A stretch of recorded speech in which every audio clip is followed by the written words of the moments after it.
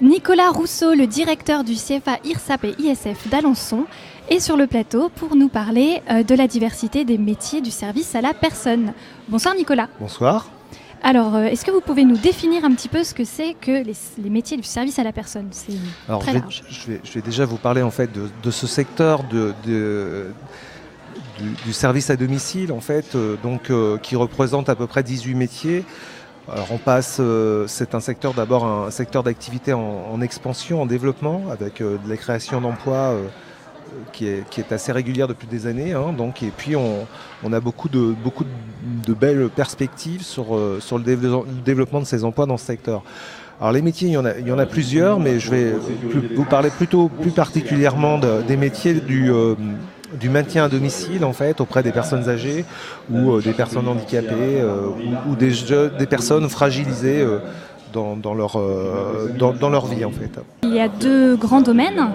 Donc pour les gens qui nous regardent, quels sont-ils ces deux grands domaines? Alors voilà, il y a deux grands domaines puisqu'effectivement il y a les métiers d'intervention, ce sont les auxiliaires de vie qui vont se déplacer au domicile des personnes et qui vont prendre en charge en fait soit des soins, soit des tâches liées qui vont permettre d'aider la personne âgée.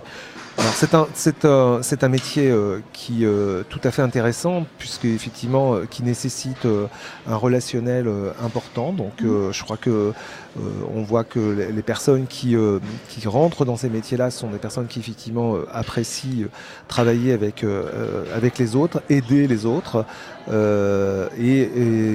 Alors cependant ça s'arrête pas seulement non plus qu'à cet aspect relationnel puisqu'en fait contrairement à ce qu'on pourrait se représenter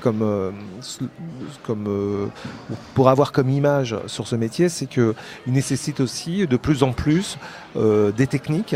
Je vais prendre des techniques de soins, donc des techniques de levée de la personne. Donc en fait, c'est un métier de plus en plus réservé aux professionnels, donc à des personnes formées pour pouvoir l'exercer. D'accord. Et donc le deuxième domaine? Alors le deuxième domaine, donc là c'est effectivement, alors je reviens quand même sur 2 petites secondes sur le premier domaine, mais oui. Donc là il y a des formations spécifiques qui sont préparées au niveau du CFA. On a la mention complémentaire d'aide à domicile, ça se fait sur une année. On a aussi la formation ADVF, assistante de vie aux familles, qui se fait de façon plus rapide.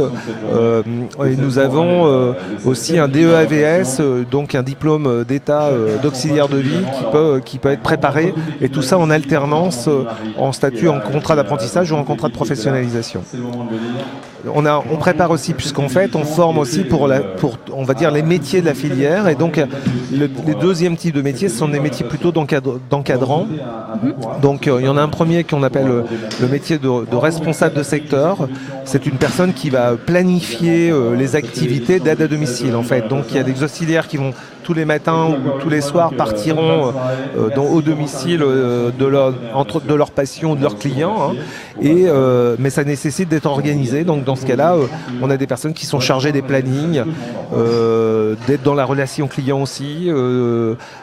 Donc nous préparons donc à ce métier. Puis en fait, il y a un troisième métier qui est un autre, puisqu'en fait c'est un secteur qui est à la fois développé par des associations, mais également aussi un certain nombre maintenant d'entreprises privées qui proposent ce type de service. Et là, nous avons donc nous préparons donc au métier de manager. C'est celui qui effectivement va prendre en charge les ressources humaines, qui va prendre en charge la démarche commerciale, qui va prendre en charge l'ensemble du développement d'une agence de service à domicile. D'accord. Donc vous parliez du caractère très humain de ce domaine, et en tout cas où la place de l'humain est très importante. Selon vous, quelles sont les qualités qu'il faut pour exercer ce métier ? Alors évidemment, je pense que d'abord la première qualité c'est aimer l'autre. Enfin, je veux dire, en tout cas, aimer partager des choses. Donc, comme je le disais, donc c'est d'abord le côté humain le plus important. Ceci dit, aujourd'hui, et là aussi nous travaillons dans ce cadre-là, c'est que les nouvelles technologies arrivent dans ce métier, arrivent vite dans ce métier. Et donc permettront de soulager les aidants pour pouvoir effectivement consacrer plus de temps sur cet aspect relationnel avec la personne ou le patient. D'abord ça permettra aussi tout simplement aux personnes âgées de rester à domicile le plus longtemps possible. Ça c'est quand même aussi un avantage.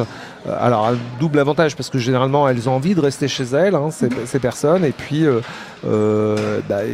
l'autre avantage c'est que il n'y a pas toujours des places pour aller dans des structures collectives. Donc au final, on peut dire que c'est un métier qui se développe, qui évolue. Pour vous, c'est un métier d'avenir, un métier porteur ? C'est complètement un métier porteur. Ça, c'est évident. Et c'est un métier surtout qui se professionnalise. Et nous, notre CFA et notre centre de formation, nous souhaitons accompagner effectivement la professionnalisation de ce secteur. D'accord. Et écoutez, pour finir, je vais vous poser une dernière question. Est-ce que vous auriez des conseils à donner aux jeunes qui ont envie de rentrer dans ce type de domaine, de formation, de secteur ? Oui, alors quelques petits conseils. C'est avant tout. Effectivement, c'est un métier qu'on se représente assez mal. Alors on se dit quand on est très jeune. Ça doit être un métier physique, un petit peu dur. Voilà, c'est ça. Alors on va travailler avec des personnes âgées qui parfois ne sont pas toujours faciles dans la vie quotidienne, etc. Mais vous allez voir, en fait, c'est un métier qui est en même temps très passionnant, puisqu'en fait, il y a à la fois comme je disais, du relationnel, de la psychologie. On a aussi tout l'aspect technique. On est aussi dans l'innovation, c'est-à-dire qu'à un moment donné, il y a l'aménagement de l'habitat et l'aidant doit aussi avoir ce regard critique sur l'aménagement, tout simplement pour rendre les choses plus faciles pour la personne soit handicapée ou sur les personnes âgées. Optimiser l'espace de vie. Donc je crois qu'aujourd'hui, il y a plein de choses qui permettront effectivement de valoriser ce beau métier qui est souvent perçu comme un... qui a été perçu à un moment donné comme un simple métier facile à le faire sans avoir de formation. D'accord. Eh bien, merci beaucoup Nicolas Rousseau pour toutes ces précisions sur les métiers de service à la personne. Puis je vous souhaite une bonne continuation. Merci beaucoup. Au revoir.